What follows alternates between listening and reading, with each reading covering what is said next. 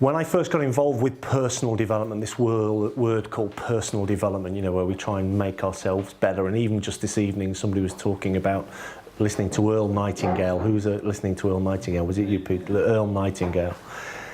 When I first got involved with it, I was involved in financial services, and I was constantly told by my managers, you know, Steve, you've got great potential. You really need to read these books. And I thought, no, you just need to work hard. It's not about personal, good, positive attitude. You just need to work hard. I come from a family of 7. My mother died when I was 13 months old of breast cancer. So I never knew her. A lot of people at that point kind of go, but actually I never knew her. So you grow up with what you grow up, and I grew up with my dad. But I'm the youngest of 7. So I have 6 other siblings who told me what it was like. But we had a big family. Dad wasn't a professional, but he was telling me things like you should go into banking, because banking is a really responsible profession. It's growing. Everybody gets promoted in banking. You work hard in banking, you'll go up the ladder, and everything will be good, because it was very respected. That obviously hasn't quite turned out the way that it should have done. But I was in financial services, and they said, you know, you should read The Magic of Thinking Big, or The Magic of Success, or Brian Tracy, or Tony Robbins. And I thought, what a load of baloney. You just need to work hard.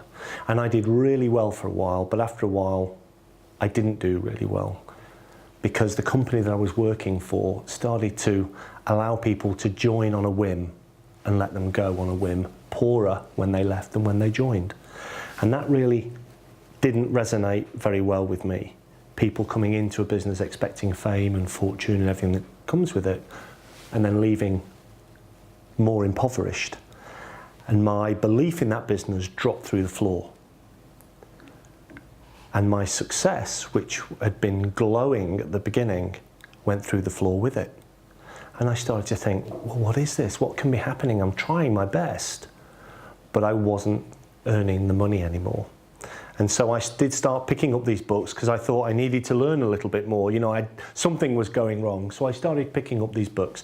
This was 27, 28 years ago. And not long after, I picked up a book called Unlimited Power by Tony Robbins. Anybody read that book? Unlimited Power? I listened to the tapes. Yeah, the tapes. The tapes are fantastic. If you've got the 6 tape set, it's the best one, or the 6 CD set. And coming from where I came from, I started reading this book, and he told you all about how you could change your mind and change the way that you think, and it would help you interact with people better. And I thought, what a load of rubbish. That cannot work.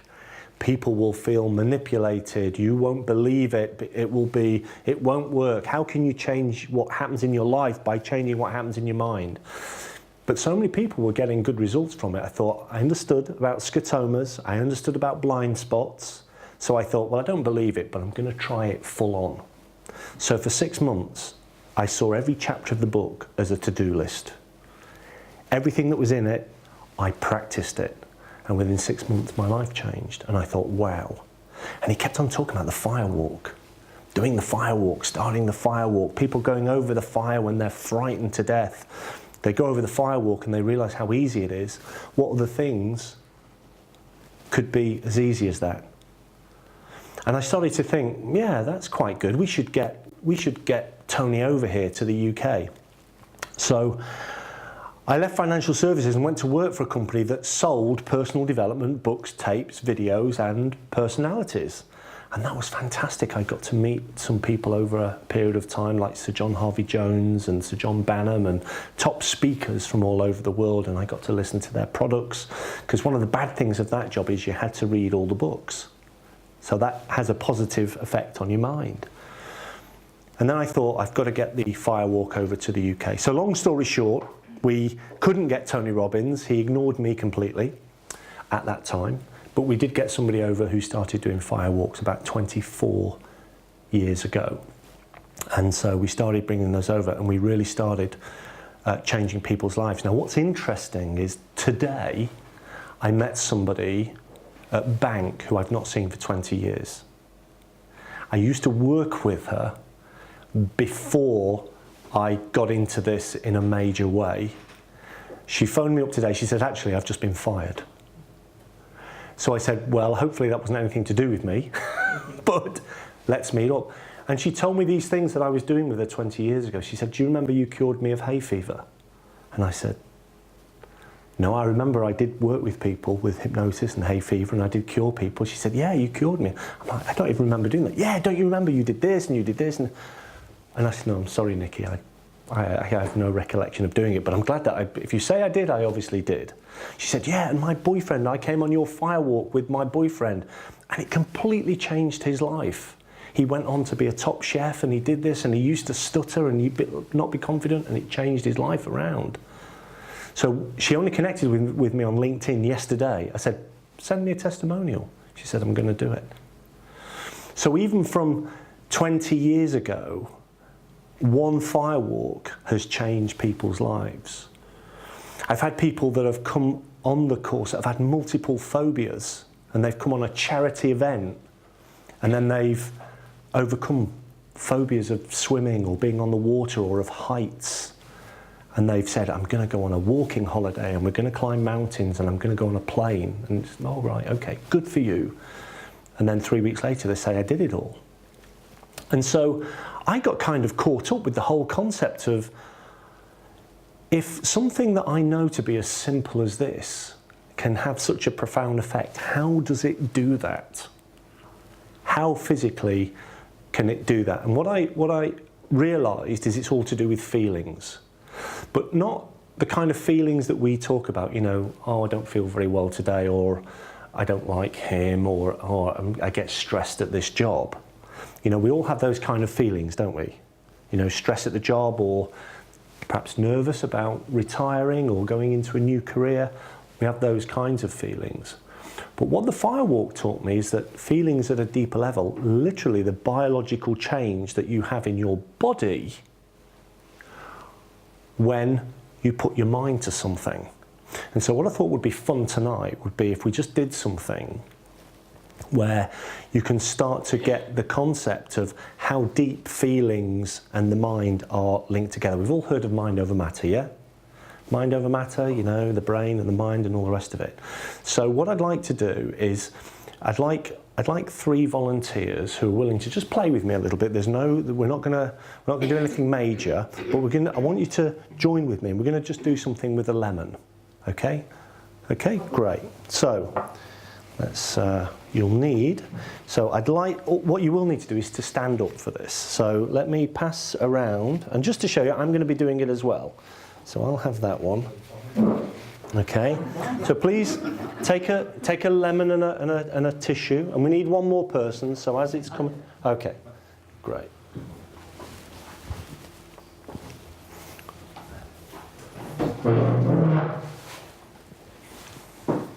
Okay, so what I'd like the 3 of you that are out there that have got the lemon, I'd like you to stand up.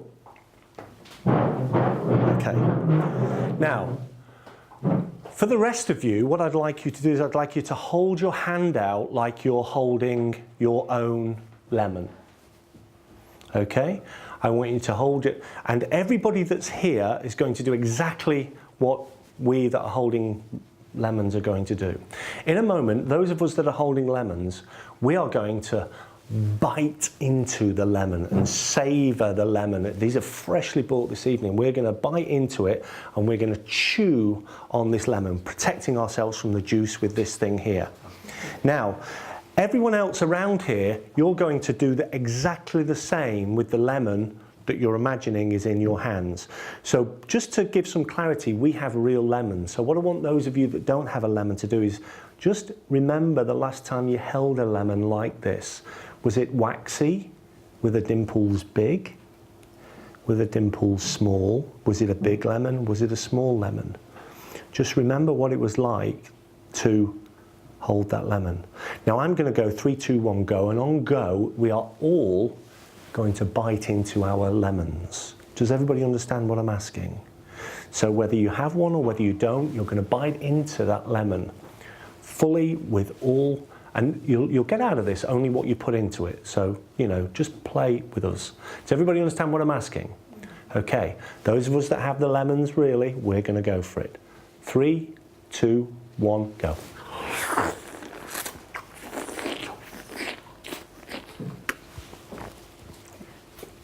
Oh, juicy.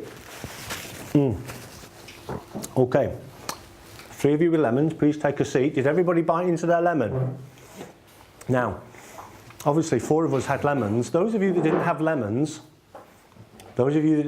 who's got some kind of thing going on in their mouth? Additional salivation in the mouth. Additional salivation, some kind of liquid coming in? Yeah. For those of you that don't, just look around. Why are people having that salivatory, that additional saliva in your mouth? Because that's digestible, and we're not. Sorry? it's about playing full out. If you don't play full out, you don't have, and I know that you can play full out because you're quite happy to take the water that I brought in and start drinking it. So I know you can, but I've got something I'd like to suggest to you later, actually, based upon what you said about journalism. But playing full out means that you have a connection with your mind and your brain, because it's not your mind that makes the additional saliva, it's your brain. So if we don't get it, if we don't make the connection inside, then, like you say, suggestibility. But if we don't if we don't make the connection of this is real, then our brain will just go, so what? But if you were able to transfer that, then I'm still, by the way, who's still salivating even though they didn't have a lemon? People still doing it? Or is it stopped? Smells there, yeah. Yeah. So the brain is making basically a connection so that your mouth is having the additional saliva to protect it from the citric acid of the lemon, to protect the gustatory system, because that amount of acidity doesn't work in the gustatory system. The only thing is if you didn't have a lemon, then it wasn't real. So this is one of the things we have to get over to people when it comes to firewalking, because if your brain thinks that your feet have burnt, the response to burning is what? Run away from it. Yeah, but if your body has burnt, what's going to happen? Pain. And what specifically? You know, when you burn yourself against a kettle, or you get a blister. So if your brain goes, I've just burnt, and because I've been doing this for 24 years, the amount of times where people expect to blister, that get blisters, is disproportionate to the number of people who don't expect to be harmed. The people who are really confident, who just know it's going to be fine, I trust in you, it's going to be fine, they're always fine. People that say, oh, it's going to be me, I know I'm going to get blistered, I know I'm going to get burned, the proportion of people who get blistered is high. So my job when I present, I have to get people to do what I say for 2 hours. So in that environment, if you have somebody that does this, the kind of, this kind of cognitive, what we call cognitive dissonance, where don't believe it. And in fact, Nicola said to me today, she said, oh, I remember that one, on that fire walk, you had a guy there who came with his wife. I said, yeah, I remember her name was Debbie. And the husband came along, and at the end of the fire walk, he came to pick her up. He said, I've heard everything you've been saying, and what a load of rubbish. What a load of hype. You've just hyped everybody up, and they've all walked, and I'm going to go out and do it now. And this was at the end. Now, if I were to say over time the thing gets cooler, would that be fair to say? It gets cooler. Over time, we can't change that, that's physics, it does. But he was adamant he was going to go over. Now, I was inside finishing up with the seminar. I managed to say to my fire tenders, don't let him in near, or at least get him to sign a waiver. Debbie was really keen for him to do it. Oh, can he do it? Can he do it? Can he do it? I said, he's not done the seminar. Oh, you're just trying to frighten me. Da, da, da, da, da. You know, you're just trying to frighten me. I said, you have to do the seminar. He went out and he was removed to the hospital in an ambulance. And this was half an hour after everyone else had walked. We talk about the fire being the teacher. He hadn't done the seminar. He just thought, it's easy. But the thing is, there's a difference, a physical difference between thinking about a fire walk and firewalking. You see, when you think about firewalking, it's a visual picture, visual image. The difference is that when you get into the middle of it, it can be 1,000 degrees. And so his concept of it being easy vanished 2 steps in, when he could suddenly feel all the heat coming through, and then he danced at the end and danced off. And he was taken away in an ambulance, and I got obviously a letter of apology the next day, but thankfully he'd signed a waiver. So what I've seen over 24 years of doing this is when people are in the mindset of, I'm going to fail. Now, firewalking and empowerment is something which is not something that is my main income source. My main income source is helping small businesses to thrive and grow. But the connection between confidence, competence, feedback and business I found is huge. Because I meet lots of business people who want to get into business, and they're often very competent at what they do, very good at what they do. But unless they've been on professional sales training courses, transferring that into turning what they're really good at into a business becomes a real challenge. Because most people tend to say, but I'm good at what I do, or I'm better than somebody else, I'm better than this person, I'm good at what I do, and can't understand why their business is not taking off. So what I do is I train people so that even if you're good at what you do, even if you're trained, if you're an accountant, that is different from getting really good feedback about how good you are in business at promoting whatever it is that you choose to do that's not accountancy. Because if you can approach that with a mindset of it's just feedback instead of getting all upset, then you can actually change your business very, very quickly. Does this make sense?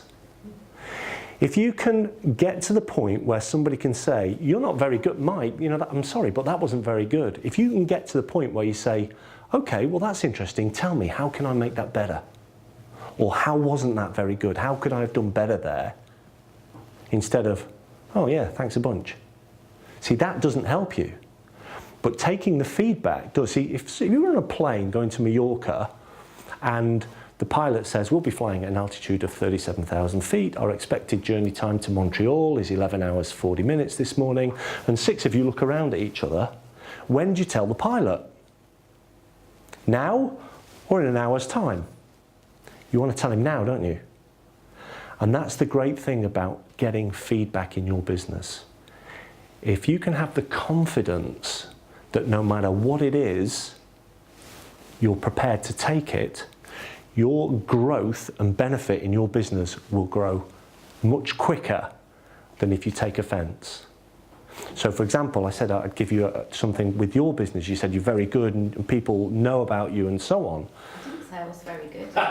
Oh, okay. Well, you said you were published. Yes. You were published. So assuming that you're very good, is that okay to assume that you're good? Well, you have a look at my website and you can decide. Well, the thing is, in what you're good at, I'm no good to judge because I'm not good at, I know I'm good at what I do. But this is my whole point, is that if one of the ways to judge whether you're good at what you do is to actually take it out there and find out what people think. And if everybody says it's great, then you know where you are. I used to work for a company called Regus. Anybody know Regus? The business centre people? And they were already going through Chapter 11 in the US, and in the UK their profits were plummeting. It had always been a profitable business, but it had gone down from 200 million to 110 million. And they were about 80 days away from insolvency in the UK. And I said to the business, the way you treat your customers is really bad. And they said, well, that can't be true. We have lots of people coming through the door. Yeah, you have lots of people going the other way. And they're all really upset. And they said, how do you know? Because I went and interviewed 100 of them. Ones that were there currently, they all said, we're planning on going. Of the ones that had left, why did you leave? Because you treated us badly. Aimed with that information, it meant I wasn't the most popular person in the business, because I was then bringing that information to the business. Factual information, but do businesses like it if you bring factual information? No, not particularly. But with it, they were able to say, well, what do we do? Well, treat customers nicely, and when they're coming in, treat them like you want to keep them for a long time. So that feedback very quickly allowed them to turn their business around. So it's one of the things about being empowered is if you're getting into a new business, and whether it's, so somebody I was working with recently it said they were a juggler. And I said, well, great, so how often do you juggle? He said, about once a month. Oh, what do you do for the rest of the time? Well, I make sheds and I make structures and it sounds to me like you're a carpenter. He said, well, no, I'm a juggler. I said, well, but you're only juggling once a month. For how long? Well, sort of a couple of hours. So I said, look, why aren't you juggling for more? He said, well, there's not much call for it in Sonora, in California. It's a tiny little place in the Sierra Nevadas. I said, look, my suggestion is go to San Francisco and juggle on the corners, because there's more people that you will impress in San Francisco than you will in a tiny little village. I said, and then you'll get better, and then you'll get a name, and you will then be a juggler, because you might not be earning lots of money, but you will actually be juggling. Long story short, he went out there for 2 weeks. He juggled on the corners, and he worked out which corners he needed to move to. He got 4 gigs from it, and now he's pleased to say he's a juggler. And so, whether you're a writer, a magician, whether you're a freelance, journalist, or an accountant, or looking to set up your own practice, the first thing to do, I would say, is to get yourself out there and get yourself doing what it is you're passionate about. When I first started out with firewalking, 3 man and a scabby dog, I'd do a firewalk for them. Anyone. If somebody wanted business help, I went out, I gave free business help. And I said to them, but how valuable is this? How valuable? I've just done this for you, we've done this, how valuable is that? I've got one guy who messaged me before. He was earning £4,000 a month when I first started working with him. Last month, he took in £760,000. I charged him about £2,500 for my work. How much has that been worth to him? He'll make £150,000, £200,000 profit this year. So that is worth a heck of a lot of money to him. On the other hand, sometimes I meet people and I say, where are you at with this? And they're still working in the practice where they are, and they're not ready, or they think they're ready to make the leap now, but when we get into the nitty-gritty of it, the money that they would lose, they would have no money to back them up, and they've got no clients to go to. So within 5, 6, 7 months, they might be in a position where they're financially stretched. So sometimes the advice is, don't do it yet, or think about how you're going to do it. Does this all make sense? So one of the biggest challenges that I found with, and I had this myself at age 42, I'd worked in corporate and I'd done all the firewalking stuff and I'd trained with some of the best in the world, but I had to get to that point where I had to let go of earning a lot of money in corporate to decide whether I wanted to do this coaching or firewalking, whatever it may be. And like yourself, Paul, this is Paul here, I just got to the point one day where I just said, you know what? It's not worth it. I was travelling for 2 hours a day, travelling from Windsor to Farringdon, 2 hours in, 2 hours out, 4 hours a day. And it was killing me, doing something I didn't really like. And so it came to the point where I said, do you know what? I'm going to make this decision. And at that point that I made that decision, it was like a weight had lifted completely off me.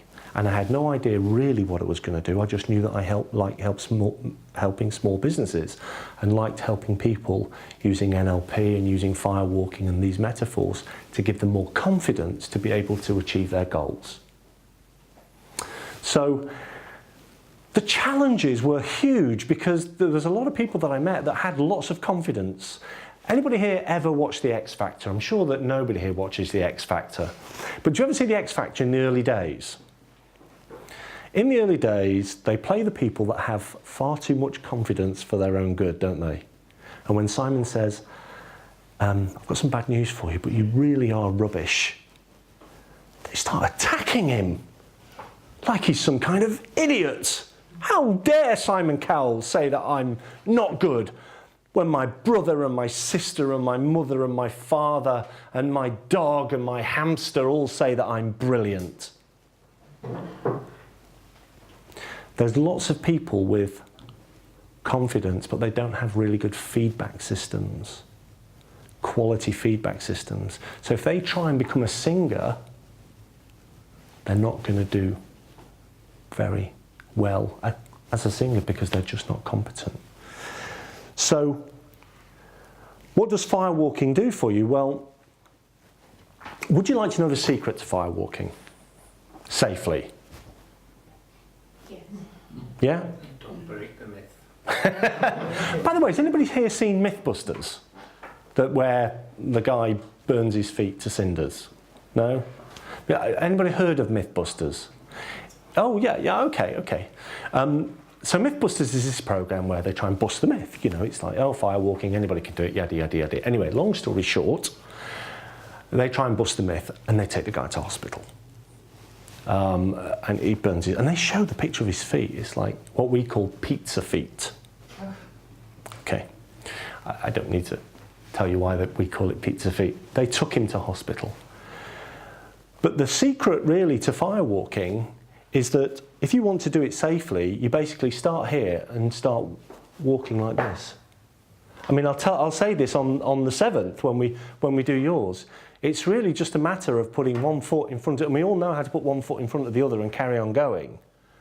But as soon as people start thinking about fear, then they start, you know, wanting to run over,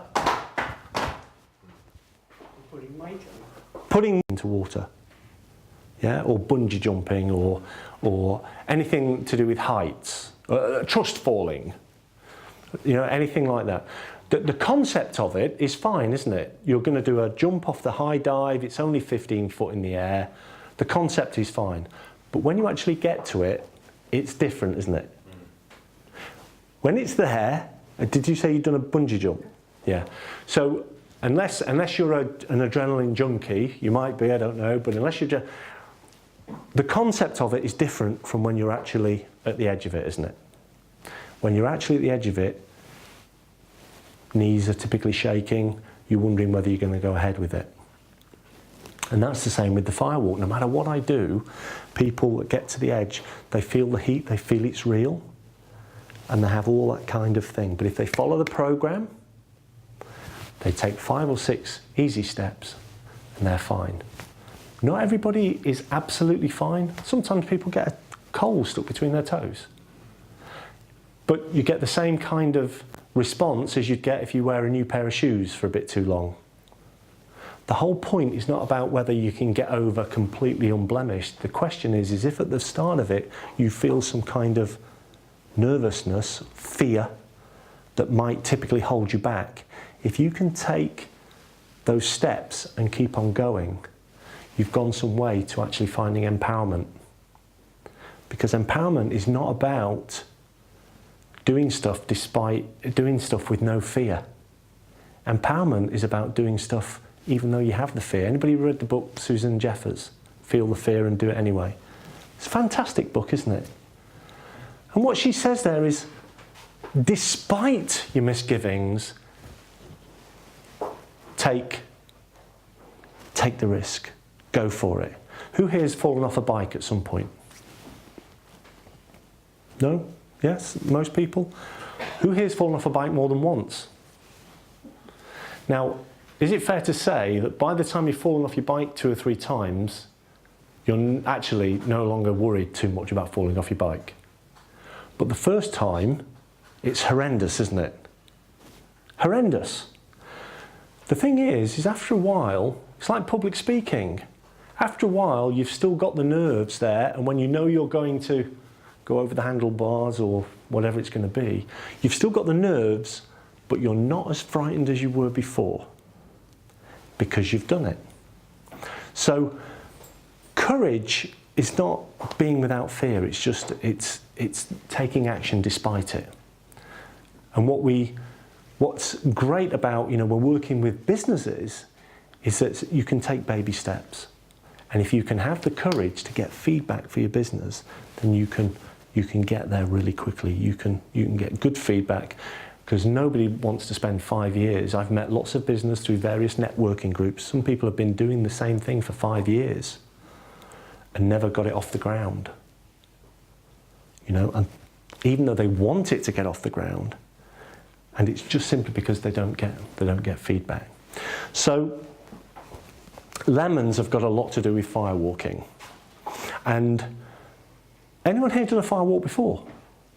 Brilliant. Who did you do it with, Paul? There's a group called, I think, Time for Change, is it? Oh, yeah. Cliff Mann. That's the one. Yeah, Cliff Mann, good guy. He's taken the time to get properly trained. He's a good lad. And where did you do that?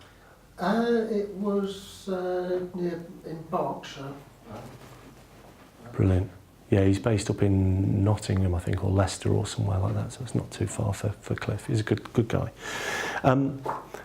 And did you feel fear at the when you stood next to it, ready to go? Was there stuff going on, or were you hyped and Fairly well psyched up on the end of it. yeah, ready to go? And the spiritual groups that are out there, they do it in a completely different way. Sometimes we're asked to go and tend for groups that do it in a spiritual way. If people have a spiritual bent to them, then they don't do it in that way. Everything's very calm. People don't start chanting, they just sort of walk up, typically put their hands like this, have a big smile, and go for it. Now, I've always been a little bit scientific. I said at the start about me being slightly cynical of the whole positive mental attitude thing at the beginning. So I always wanted the science of how to do it professionally. So I always sort of edge on the cliff type way of doing it, getting you looking up slightly and firing an anchor and taking and all that kind of thing. But the truth is, I've seen it done both ways many, many times.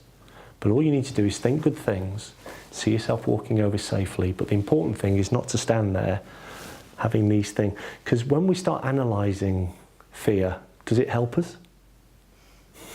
Doesn't, does it? So the trick is to actually take a step and then carry on going. Don't take a step and stop and start analysing where you're at. Keep on going. So empowerment is really just about taking a step and then building upon that. So the course where I teach the 4-day empowerment for coaches, what we do is we take people through 4 days where we don't analyse, there's no psychoanalysis, but they go through about 16 exercises that each one is slightly more edgy, slightly more challenging than the next. So that after 4 days, they've got rid of all of their, not quite all of their fears, but most of their fears, certainly so that they can stand up on a stage and talk to other people about changing their lives.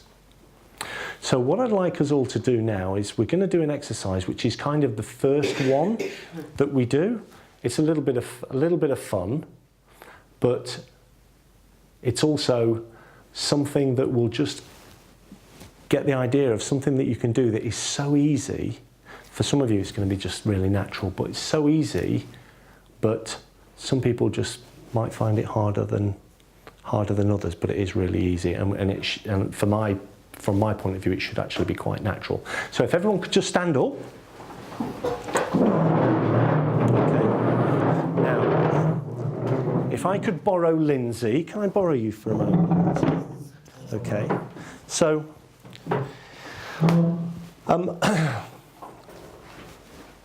All over the world, different cultures are okay or not okay about hugging.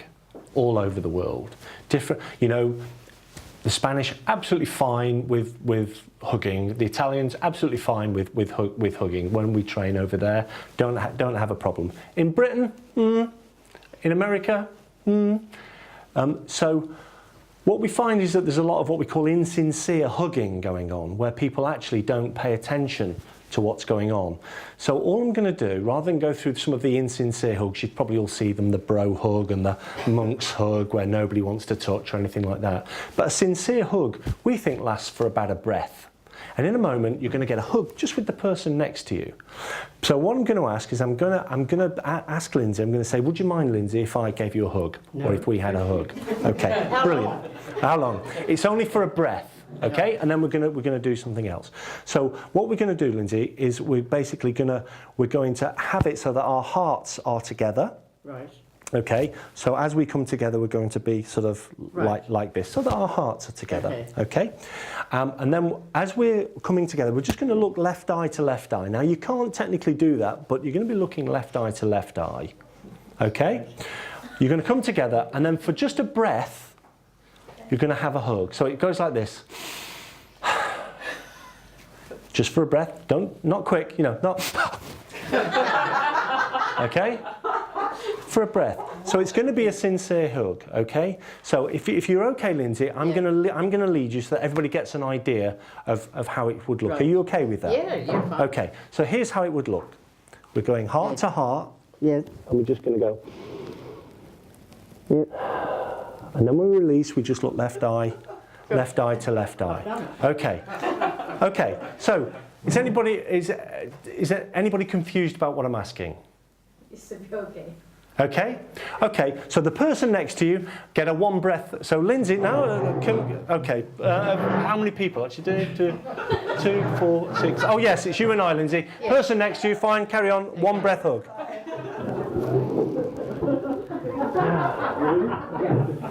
Lovely. Okay. People are getting addicted. One breath. One breath. Fine. Nice. Did you headbutt each other? It's like, oh my goodness. Okay. Okay. So this time, just go for 2 breaths, but this time just really pay attention. I want you to think about this. I want you to think that the person that you're hugging, you're not doing it for you. You're giving them a hug because they need it. So it's not about you. It's about giving them a hug like they need it. Does everyone understand? And go for 2 breaths. Okay? 3, 2, 1, go.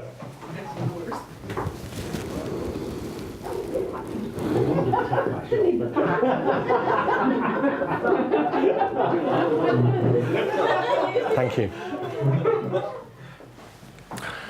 Okay. How was that? Good. Okay. So now 20 breaths. Okay, no. Grab a seat. Grab a seat. Okay.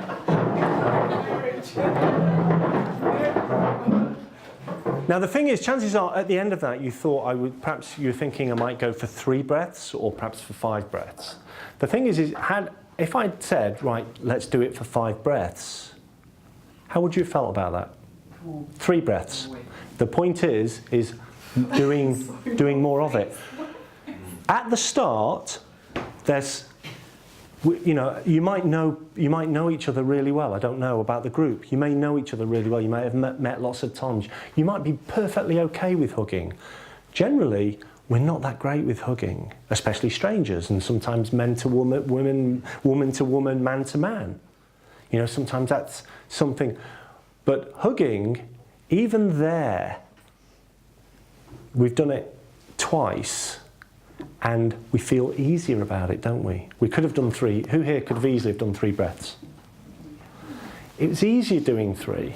But if I would have got you and started off by saying, right, do 3 breaths, that would have been too much of a stretch for many people.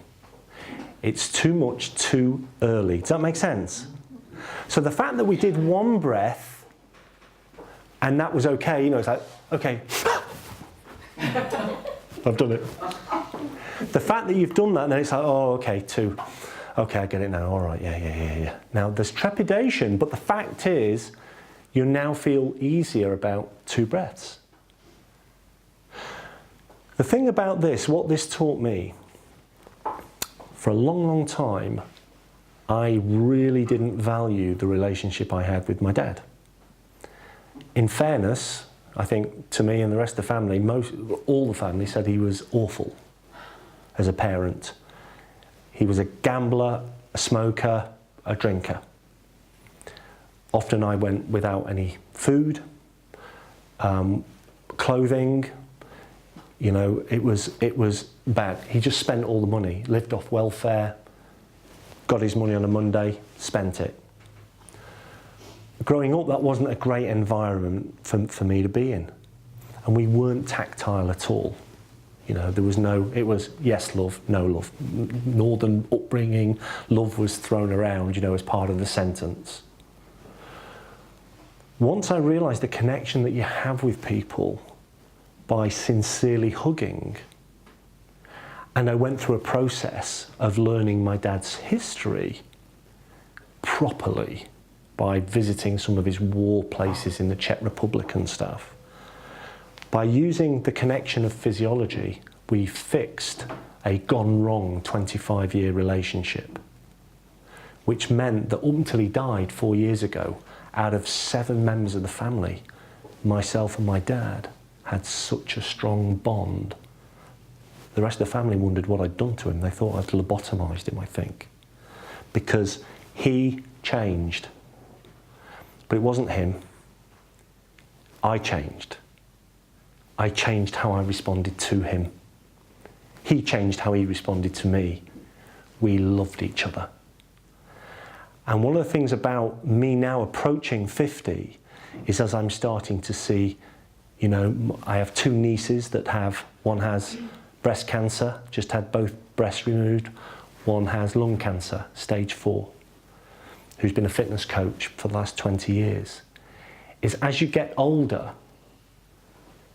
you know, either you make the change so that you connect with the people that you love more, or it never happens. And sometimes it's difficult. See, I ask this question at my seminars. I say, who here has got somebody in their life that they don't tell them that they love them enough? And most people kind of have a brother, sister, mother, father, you know, wife, whoever, son, daughter, that they honestly don't tell enough that they love them. And I encourage them, go away, and for no reason other than you do love them, tell them that you love them. For men, often that's a problem. The women typically say, it's not a problem for me, but the men say, you know, to just phone somebody up and say, I don't tell you enough, but I love you. For some reason, 3 of the members of my family, 3 of the brothers, we now tell each other, you know, I love you. We phone each other up and say, I'm just thinking about you, I love you. We never used to do that. We were a tough family. We would never say, I love you. But because of what we did with Dad, we enabled that to happen. And so taking these little steps is what gives you personal power. When I first started speaking at the age of 14, I don't know if you had this experience. Did anybody here do the whole school speaking in front of the public school thing? First time I did it, all my friends very kindly all came to the front of the room, had a 400 and sat on the first 2 rows. And I was shaking so much that the lectern was doing that throughout the whole thing, and they were laughing so hard, and I wanted to cry. And that afternoon, they told me how funny it was, and I exploded. And I said, yeah, but nobody here is willing to actually put their hand up and say, I'll go and talk on and give the talk on stage. Nobody wants to do that. I volunteered.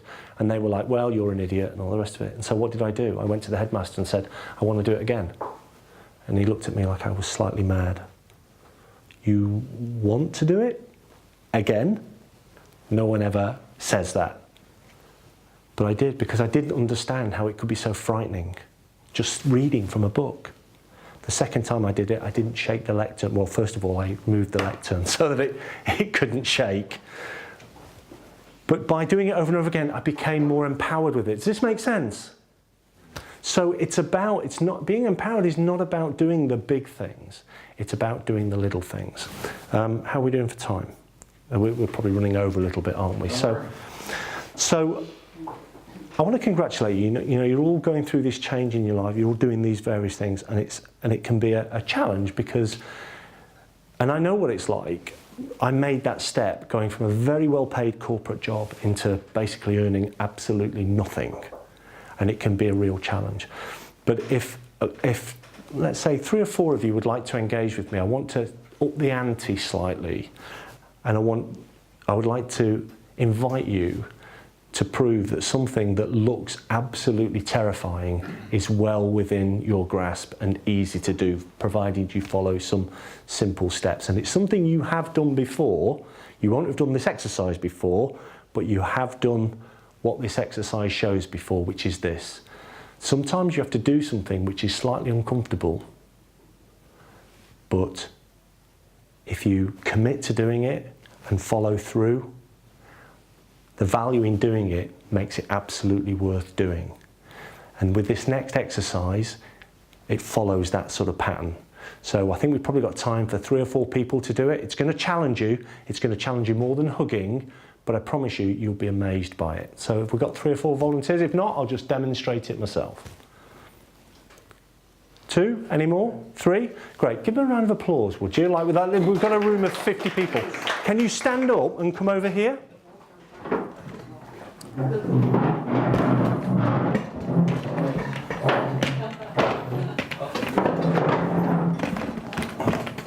Okay.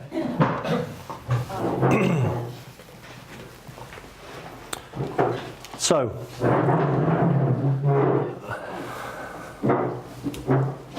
okay. Now, I'm going to have to ask if Jane and Lindsay, could you sort of either sort of move over there or even just stand over there for us? We're really tight for space here. So everything that we take people through on the Empowerment Intensive is very easy. It's very doable. But most of the things just appear to be incredibly difficult. This is an example of something which, in terms of the challenge for yourself, is probably about halfway through. In a moment, and I will demonstrate this so that you can see, how to do it.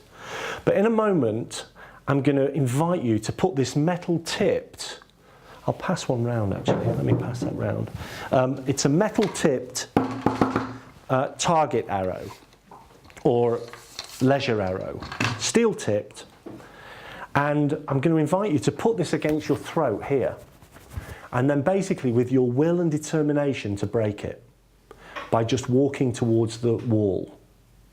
Now, when you think about doing that, at the moment it's just a concept, isn't it? It's like, well, yeah, fair enough. Steve says it's doable, so it's going to be quite easy.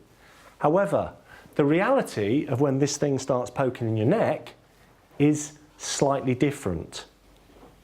So with this, I want you to think about things which, if you were to do them, you know that at the start of doing them there's going to be some discomfort. So if you're exercising at the moment, I know I've just started running again, and in my head it was really easy. However, in the mornings, through the grass, in my paddock, the reality is I thought I was going to have a heart attack. And it's harder than I remember it being. I used to run 9 miles twice a week. On the other hand, I was 19. I'm now not. So, but the thing is if I'm going to get fit again, I have to push through. Does this make sense? So this is quite easy. Now, would you like to know how to make it really difficult for yourselves? Anybody? Would anybody like to know how you can make this really difficult? No? You might all be really positive. It might not matter. But the way to make this really difficult is to just overthink it. Or to start to do it and then pull back. Start to do it and then pull back. Start to do it and then pull back. Because if you do that 4 or 5 times, it really is going to start to hurt you. The way to do it is basically to commit to doing it and just walk towards the wall. Now, what you don't do, I'm going to just step between you here. What you don't do, a lot of people think it's really, really hard. So what they do is they do this. Now, if you do that, what is going to hurt is when your head hits the wall. Seriously. It's not that hard. All you need to do is move about a foot forward. You'll break it. 8-year-old children break these. It's easy. What you're not going to do is you're not going to stand like this and fall on it, because again, you'll hit the wall. That would be bad. All you're going to do is get the thing parallel to the ground so that you're probably leaning back slightly. Then you're going to make the decision and you're just going to lunge towards it. Now the thing is at some point, at the moment it's just a concept, but at some point thoughts are going to happen because you have this thing here. Some people say to me, Steve, are you sure I've got it in the right place? I say to them, does it feel really uncomfortable and wrong? Yeah, it's in the right place. Because we never do this. This is unnatural. Same as firewalking. People say to me, what's the practical application of firewalking? There isn't one. There really isn't. You can't take it into a job interview. If it's okay, I've come an hour early. Can I just build a fire here and just get myself into a nice state of mind before I go into the job? No. There's no practical application. But if we can get you to realise that these things are easier and to take action, you'll be more empowered to do the things. You'll have at least a reference point. You do 14 or 16 of these things, you'll have 14 or 16 references. Does this make sense? So we did some hugging. This is about halfway through. Once you start doing firewalk after firewalk after firewalk and other kinds of stuff that we do, your level of confidence is at a completely different level. So would you like to see me demonstrate this? Okay, so what I'm going to do is I'm just going to reach. Now, these things have a habit of poking, so I would say stand behind me. And can I borrow those glasses, Peter? Thank you. Okay, now then, so this little bit of sponge here is just to make sure that the thing doesn't move on here. So, here's what you're going to do. Put it against here, it's going to feel really unnatural. Okay.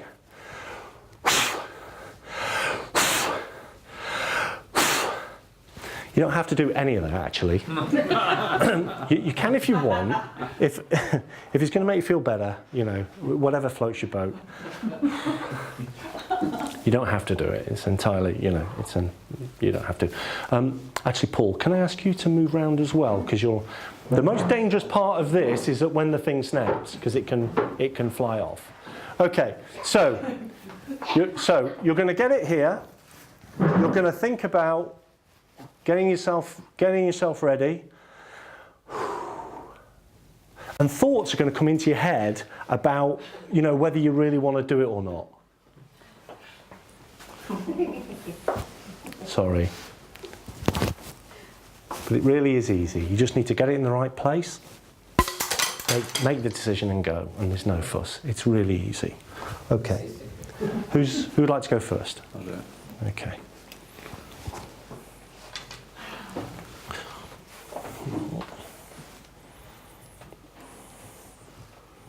Okay. So get your sponge. Okay, you want it broadly parallel to the floor. You need a strong foot forward, because remember you're not lunging, so put a foot forward. Make the decision. And then just keep on walking towards the wall. Give them a round of applause, folks. Come on. Okay.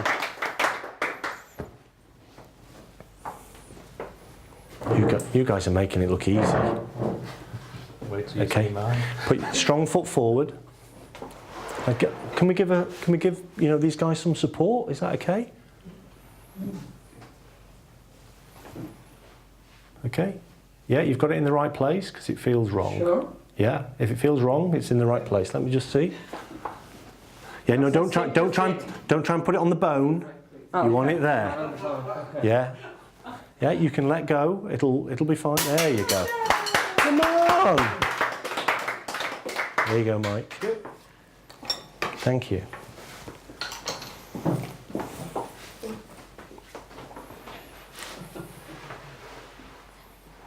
Woo!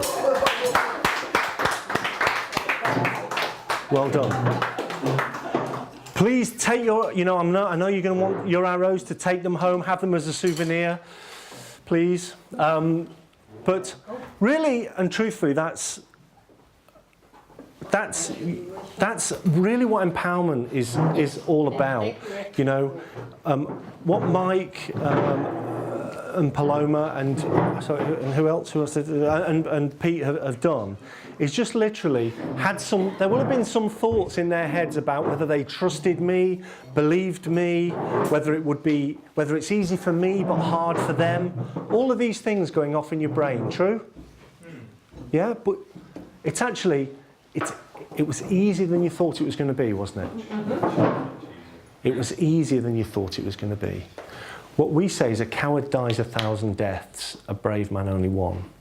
Because most of the time we've got these things going round in our heads and we don't need them because they don't support us.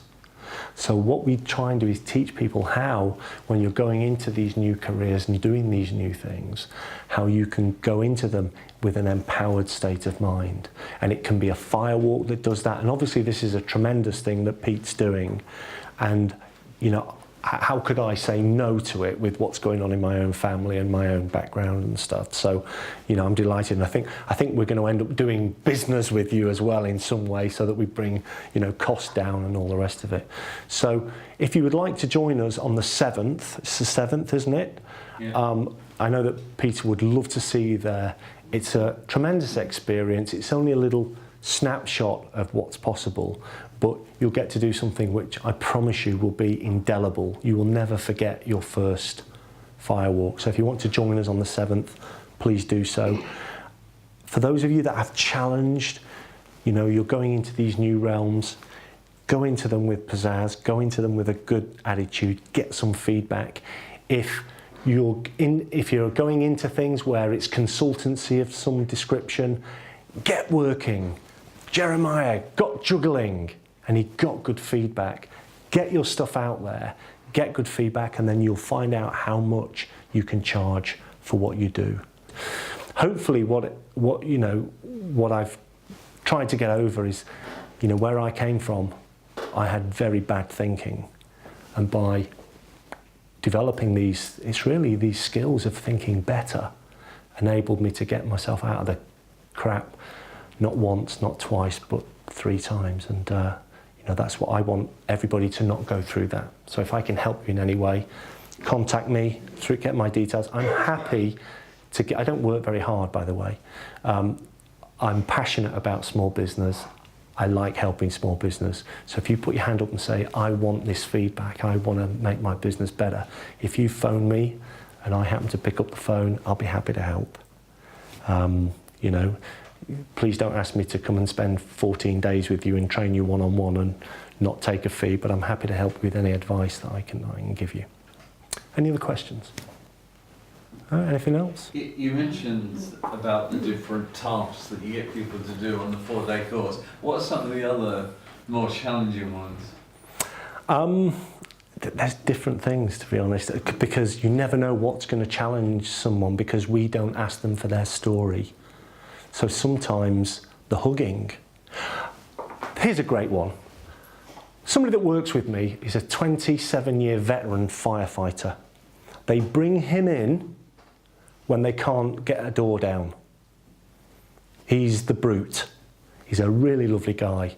They bring him in. He's seen death, devastation, children, animals, the whole thing. Hugging. He couldn't do hugging. It frightened him to death.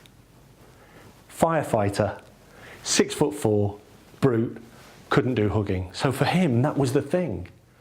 But we do get into things like board breaking and then concrete block breaking, arrow breaking. We bend rebar, reinforced concrete strengthening rebar with our throat.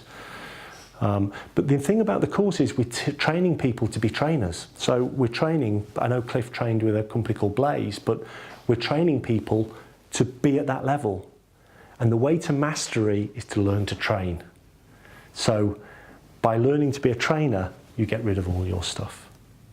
So we take people, on day 4, the stuff we do is just, it's a bit out there, so we don't talk about it too much. Can't do a lot of work for charity, can't talk about it too much, mate. We do some really stuff that amazes people. I mean, really life-changing stuff on day 4, but you can only do it on day 4. If you did it on day 1, people would leave. On day 4, they're ready for it. So for example, I will share this with you. On day 4, people walk 108 firewalks in one night. That takes mental focus to be able to do that. So to go and walk 108 firewalks in about a 30-minute period takes some going, because we're helping people to overcome fears. Does that answer that? Yeah, incredible. Okay. Anything else? No? Thank you so much. Yeah, you're welcome.